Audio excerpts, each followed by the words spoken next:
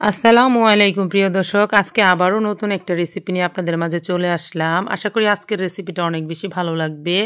আজকে হয়তোবা আপনারা ছবি দেখেই বুঝে গেছেন কি রেসিপিটা তৈরি করে দেখাবো, টুনা মাছের রেসিপি।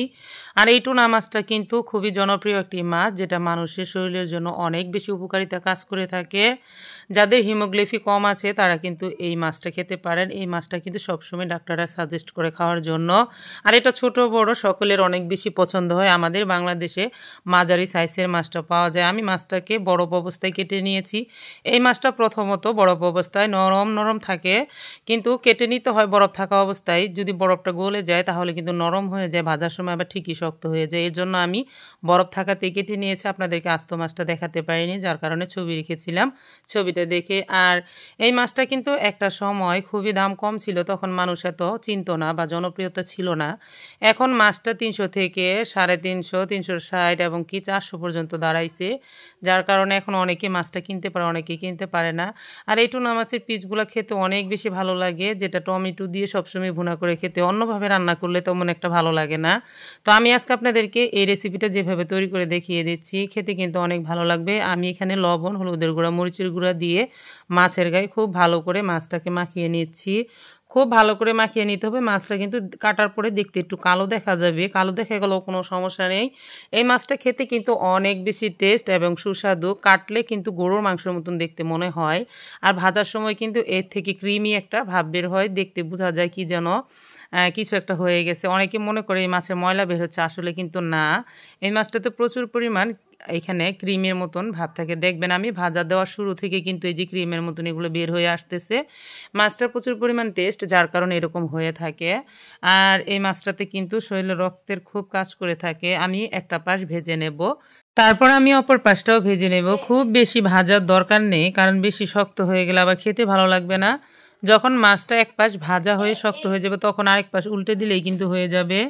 যারা আপনারা এখনো এই টুনা মাছটা খাননি বা খেতে চান না, তারা কিন্তু অবশ্যই খেতে পারেন। একবার খেয়ে দেখবেন, মাছটা কিন্তু অনেক বেশি সুস্বাদু আর খুবই টেস্ট।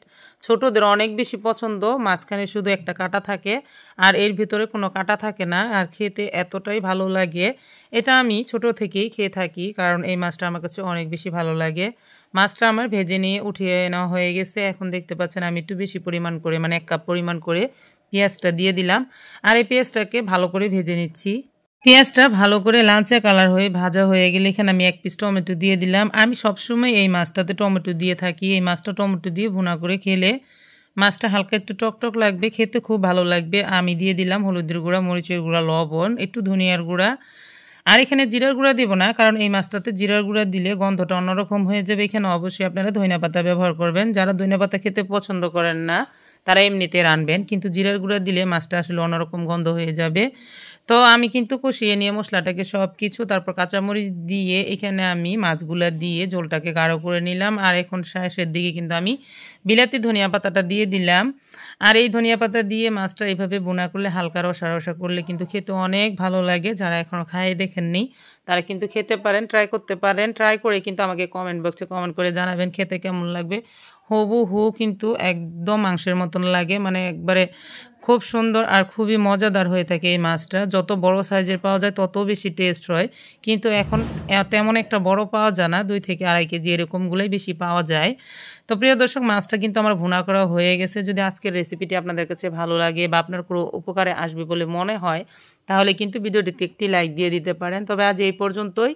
আরও একদিন চলে আসবো নতুন কোনো রেসিপি নিয়ে ইনশাল্লাহ। ততক্ষণ পর্যন্ত আপনারা সকলেই ভালো থাকবেন, সুস্থ থাকবেন। সকালের জন্য থাকবে দোয়া, ভালোবাসা। আজ এই পর্যন্তই। আল্লাহ হাফিজ।